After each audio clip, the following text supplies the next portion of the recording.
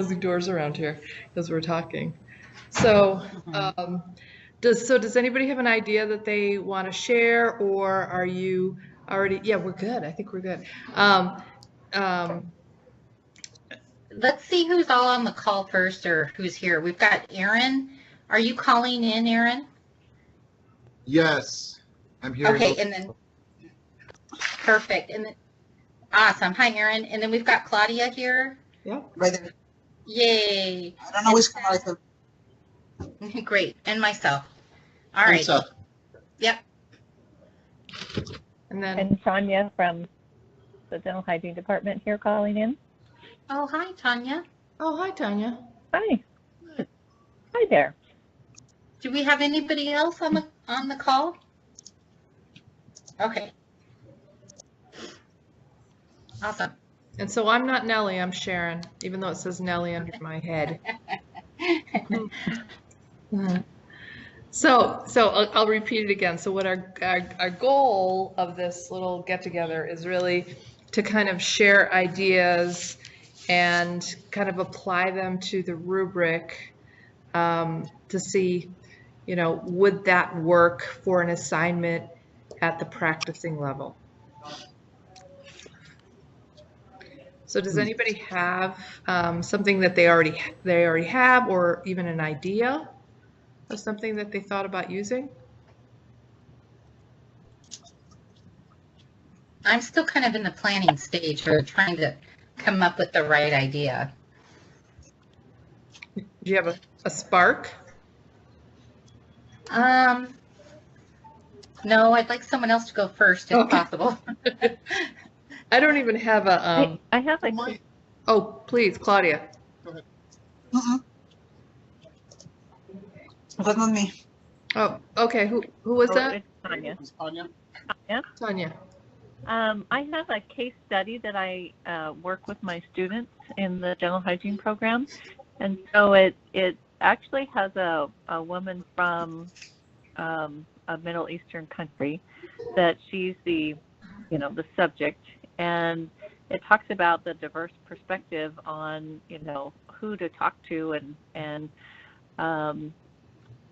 how the students would work with this individual. And who can answer the questions for her because it's a different culture, and not necessarily is she going to be the one who is able to answer all of her questions, but maybe she needs to have her husband do that for her. Oh. Oh, interesting. And then we just talked to another gal, and she said in her hygiene practice, they needed the same type of individual. They needed to have a time where they had prayer time, and during a certain time they couldn't eat certain types of food, but maybe they would be able to take a hiatus from that particular type of fast to be able to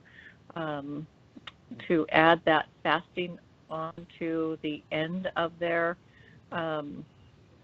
what is it called? I want to call it a holiday, but it's their end of their fasting season. Observation, or yeah.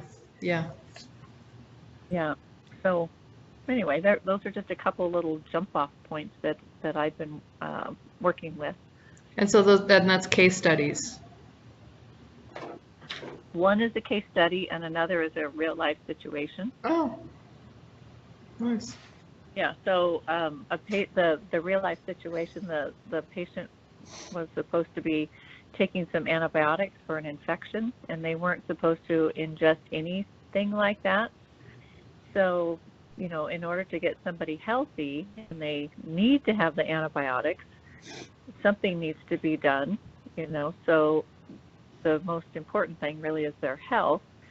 And then we're trying to also be sensitive to their timing when they have their religious fast and they can't take that medication. So if they can add on the extended time to the end of the fasting season to be able to continue their fast beyond that date so that they can take their medication. Does that make sense? Yeah. No, and I'm looking at the rubric, and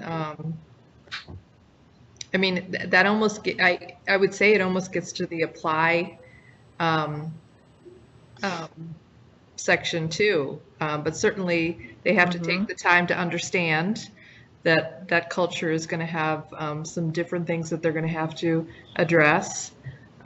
So yeah, it looks like it would fit the rubric nicely. Yeah.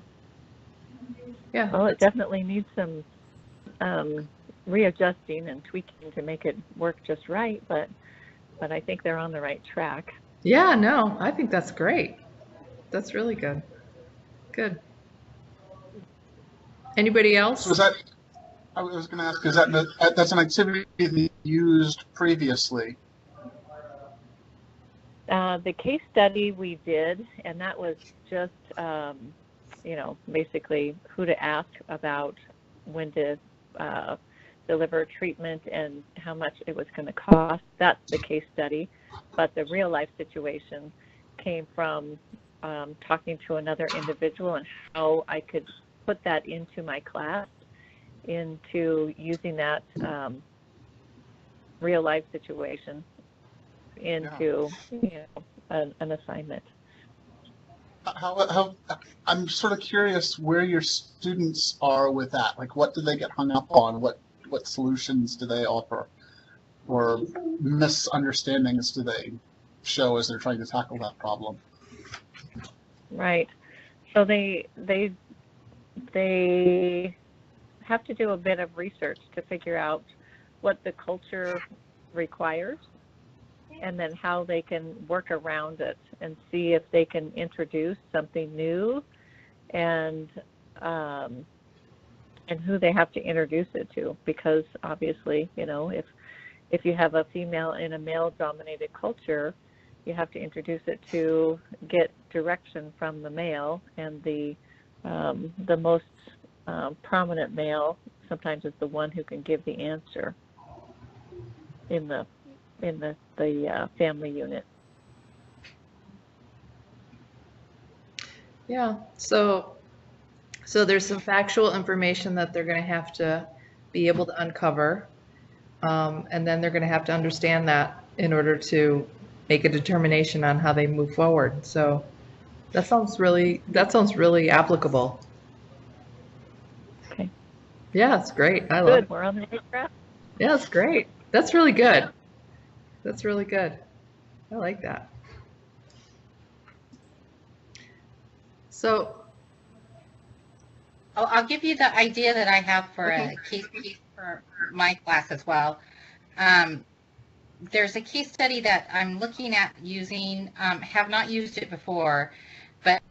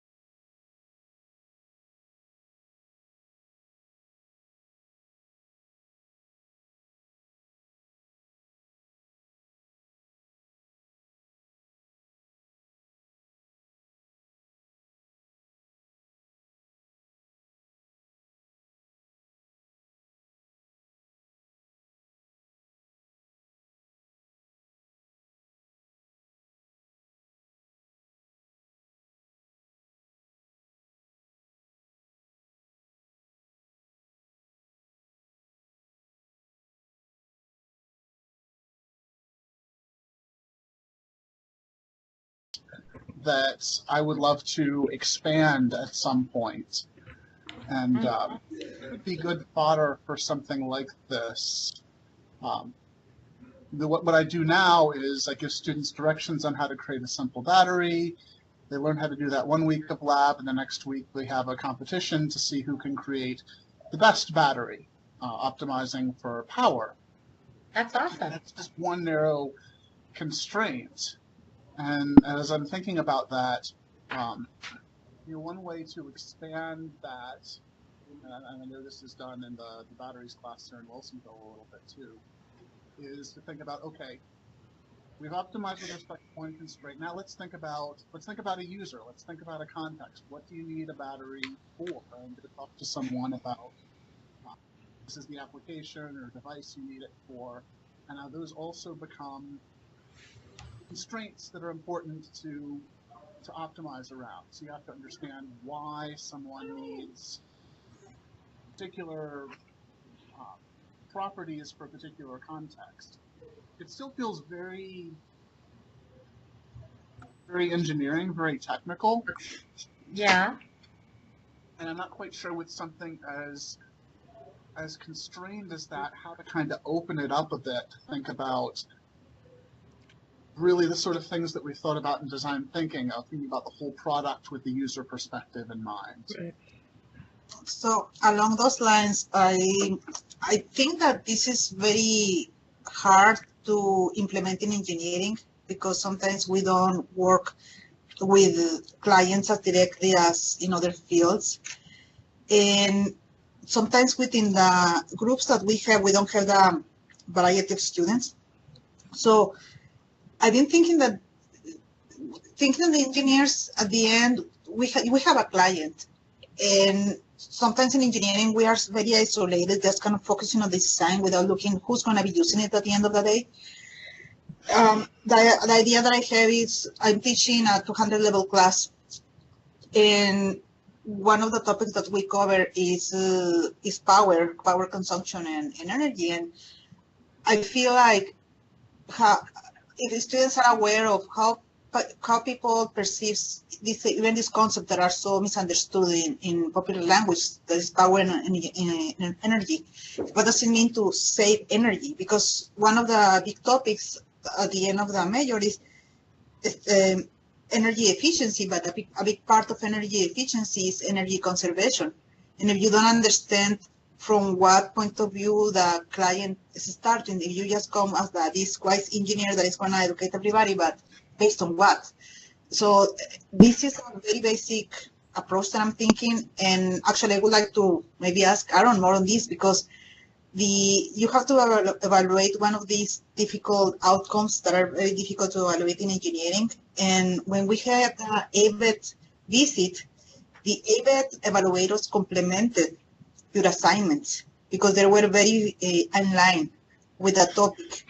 Because sometimes people create an artificial assignment that goes along just to fulfill the criteria. However, in Aaron's case, they were very impressed in the way you were doing this, so how you do it.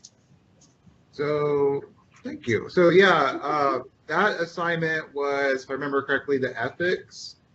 And what we did was I gave the students the IEEE Code of Ethics. So it's a real thing that actually exists that they should know. And there's only like 10 points to it. And then we gave them some case studies, this company X is polluting in the river, but there's all these jobs, there's all these kind of factors involved.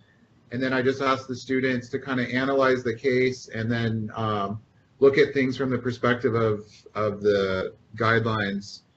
And then I was just thinking for Seth, maybe, because you're talking about the battery, right? Maybe the students can look at that from the environmental impact of producing these batteries and, how much energy goes into it. Yeah, I actually talk about that the very first week of the term in general chemistry. I talk about cobalt mining in Africa and child labor that goes into that, and that's in your cell phone. But yeah, I never come back full circle on that. I use it as a motivation at the start to why material selection is important, but then I never ask them to do anything with that. Yeah, it might be interesting if, I don't know if it fits exactly into this, but maybe the question could be like, in all these different places where the chain, this manufacturing process goes to design and build this battery, who is affected and how, but there should be probably some question that they're asked to maybe analyze it or come up with a better process that will have a, more positive impact. Because it's more, you want more than, I'm assuming, than just analyzing something. You want them to actually creatively tackle a problem from a user's perspective. Yeah, And I'm looking at the new ABAC criteria too, the new 1 through 7, and they really articulate this very clearly. I mean, it's an ability to apply engineering design to produce solutions that meet needs with consideration of public health, safety, welfare, global, cultural, social, environmental, and economic factors. And if that's not this, I don't know what is. Right. But it's brought into context, right, into the engineering context. What's going on in your background right now is making me very happy to see I you. know, right? Just hanging out with me this afternoon. I realized that was quite so visible. That's so funny. I think that's all I want to be doing right now, actually, is just playing with the ball. He's supposed to be doing Scratch programming on the computer over there. So I was going to add too, along that lines, you know, in the business area, what we typically have to do is kind of stakeholder analysis, which is very similar to what you're talking about, is kind of a user analysis and looking at things from multiple perspectives. But the other thing, well, and the other thing too, even within the business area, is because business involves, you know, you when you get into business, you specialize in a particular area. You know, you might specialize in accounting or marketing or whatever, and trying to understand the different perspectives of some of those other functional units can be challenging. But as I was sitting here listening to the scientists, the engineers, and such, even a multidisciplinary perspective within, you know, when students are working together. So for example, I've got a couple of business students working with, I don't know if it's the Baja or the Formula One team. And, you know, and this has been like 3 years in a row I've had students working with them. And it's always a real challenge to have, you know, some of these engineers working with business students. They talk different language. They really have a hard time kind of, you know, going over those lines and really understanding the needs of both areas so they have a successful project. So even from that perspective can be really challenging and completely needed in the real world, right? Right. That's great. Yeah. I do like this emphasis on kind of the user. I mean, that is the design thinking thing, but also it's directly applicable to the class, you know, the classroom, and might help them think about what they're doing. I'm teaching communication systems, so I'm really struggling to think how I would integrate this into that class. I mean, it's very abstract and mathematical. I mean, they're building a text messaging system where they send, you know, hello world from a transmitter to a receiver. There's a little bit of ethics involved when you think about like radio licensing and stuff, but it's, and then I think about maybe some issues like with the open internet, but it starts to kind of get away from, I think, the spirit of what we're trying to do here. So I'm struggling a little bit. Yeah. I'm wondering, again, I'm thinking about my battery exercise, which I think is a lot of engineering type projects have that same sort of framing. You start with trying to make a technical system work, and then you think about how it's going to interface with the user. Something like a simple activity, and I don't know if there's one from Stanford D School or Sharon, if you have one in the business universe, just a very simple way of starting to get students to think about user needs and perspectives. Like a one-page generic thing that could segue there. Now, I mean, I don't have anything easy. I mean, even my seniors, they have to do a stakeholder analysis for their senior projects, and they often struggle with it because they think of themselves as a stakeholder and their client as a stakeholder, and then they stop. And they forget that there's a community and there's just tons of other stakeholders, but they have a really hard time kind of going outside and looking and figuring out that. Mm-hmm.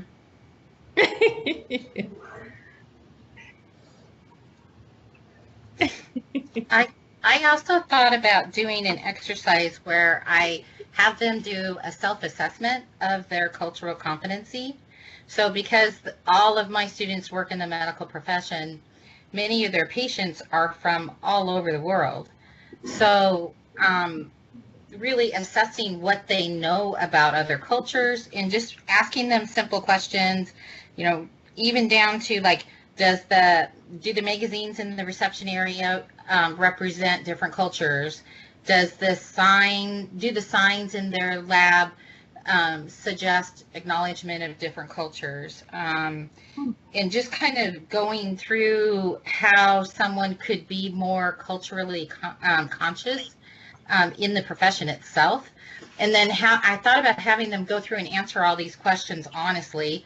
And I don't even need to see the answers that they write, but then asking them to write a paper based on how they could see that improving, or how they could improve their scores in each area of competency. Mm-hmm. Something like that, where they really have to reflect on it. Because it's a constant complaint in the medical profession that patients from different cultures are not honored. And often because of the language issue, it's gotten to the point now where patients are not seen unless an interpreter is present.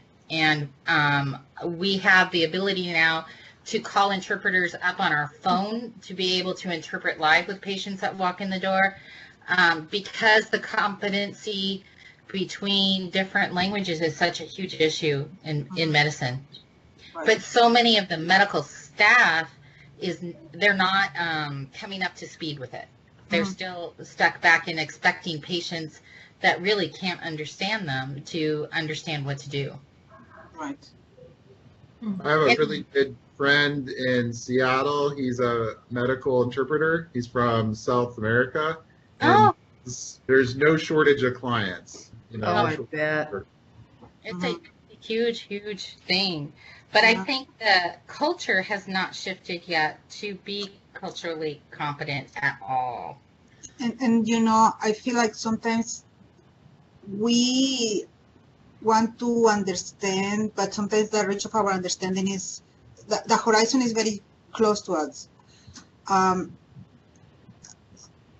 Usually it's easier for us to understand somebody who is in a more disadvantaged position, or somebody who is in a position that is parallel to us but different. Yeah. I feel like this also can apply when looking up maybe socially and economically. So for example, a lot of students, they have no idea what is to be an engineer. A lot of students haven't been exposed, or they haven't met any engineer in their lives. For example, it can be a situation that presenting a given situation to a student, say, how would you approach this from your point of view, and how will an engineer will approach to the same problem? Or a professional, somebody who has already been working, like we talk about all the soft skills that students have to develop.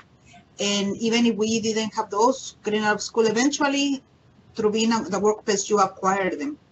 So sometimes we should also let our students be exposed to this world that they are going to join eventually, so they can see themselves getting there. And this is a great place to use this ESLO. Yeah, I agree. You kind of gave me an idea, Claudia, like just throwing out ideas, like maybe the assignment could be there's some kind of complex problem that doesn't have a simple solution and involves different stakeholders, and it might have to do with engineering or maybe medical field, something. And then there's maybe like little boxes, I'm just kind of thinking out loud, and it's from different people's perspective. Like maybe even shows a little image of a person with like a thought bubble or something coming out of their head, and it says like, write their perspective. And so someone actually has to think in terms of what's going on in someone's mind, and then take these perspectives and then somehow come up with a solution that, is optimized or something. Yeah, which can be something very interesting, because if you ask the student, maybe the student's going to be, I don't know, maybe putting together a piece of furniture. And kind of saying like, maybe the student is going to throw away the manual, but maybe the engineer is not going to throw away the money. Maybe not going to use it, but I don't know. It's just kind of approach to professional issues. I mean, even like how to face a disagreement. Something that for students can be like, oh, my lab partner doesn't want to work. I want to switch partners to, okay, you are in a dysfunctional working. Right. How will you face it? How will you deal with that? And if we can have like a pool of engineers that we can call and just to allow the students to give them some perspective into what's going to happen after they graduate, like the type of attitude that they are going to expect to see.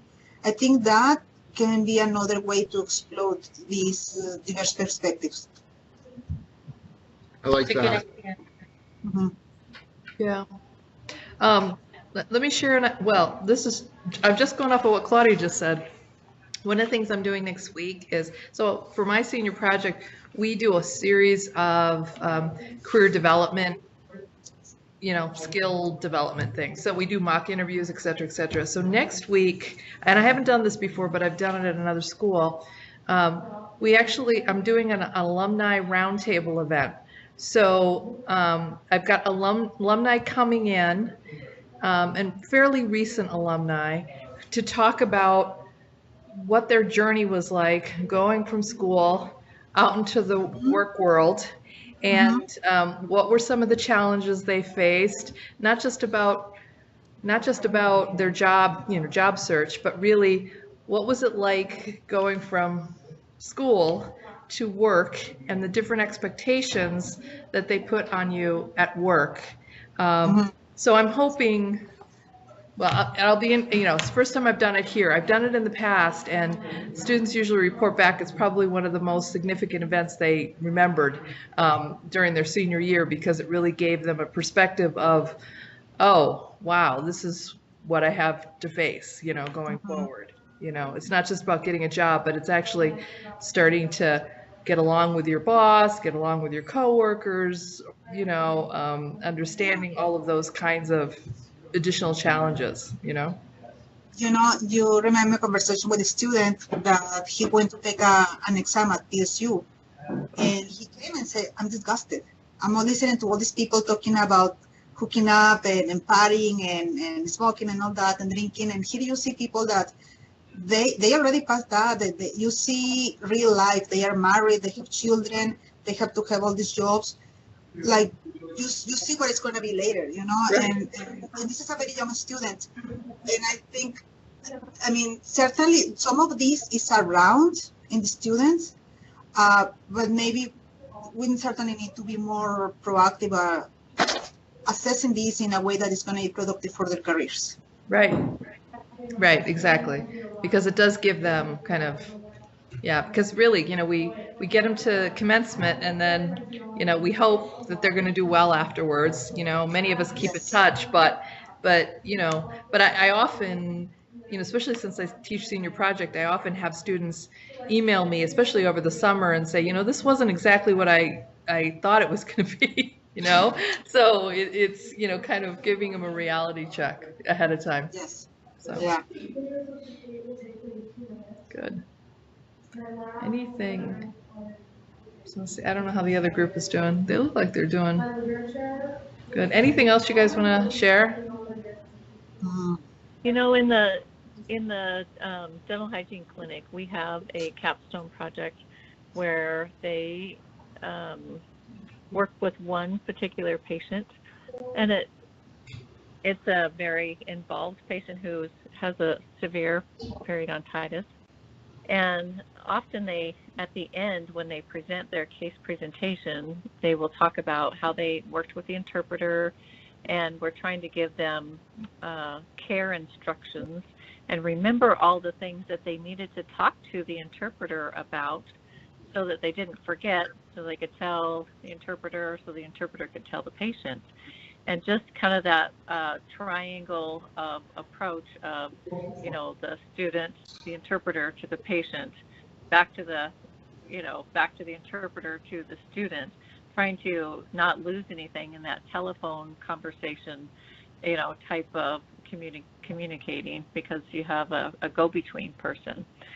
has been good, but also challenging, because then they would say, oh, I really wish that I would have remembered to say A, B, and C to the interpreter, so that when they were there, they could have relayed that information.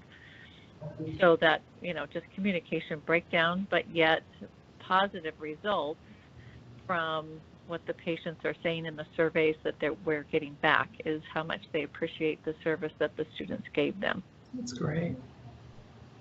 So, in you guys that work in medical fields, I don't know if you have had this situation. I have a friend who's an interpreter, and he was telling us that he's surprised because a lot of the people that he's working with, they are coming from very disadvantaged backgrounds, and he's finding out how illiterate they are. That there were some people that they didn't know that we have organs inside of our body. They were thinking that we were all solid inside, or we have just like a hole inside.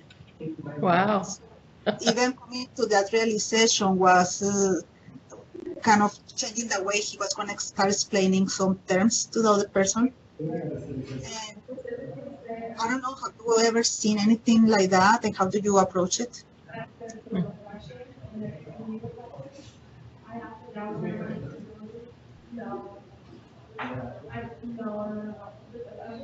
Say your question one more time about how to approach it. My question is if you have found extreme cases of patients that are very illiterate in anything that is related to their body. So it's not just the language barrier, but how to overcome barriers of ignorance to be able to reach those patients. Yeah, we have that problem all the time, and sometimes it's not really because they're from different cultures. They're just people that have not wanted to come to the doctors.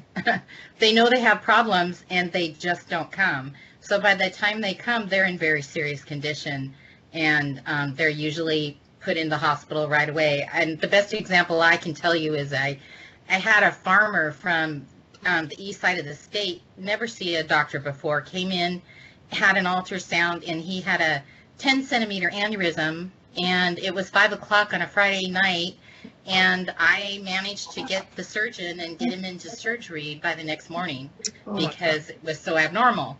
And we get that all the time, where people just are not wanting to have medical care, and yet they are emergency situations. And all you can do is talk to them about the importance of what the test is showing them, talk to them about what happens if they don't get the care they need, and not scaring them, but telling them, the actual facts so they can make an educated decision. But it's giving them all the information in a way that they can understand it so that they can make a good choice. And that can take time. The exam itself could be 15 or 20 minutes, but getting it completely explained to the patient can take a half an hour, depending on where they're at and what they're able to understand. But it's actually really common to have people not have routine care at all, and then come in in pretty bad situations. Yeah, that's amazing. Good.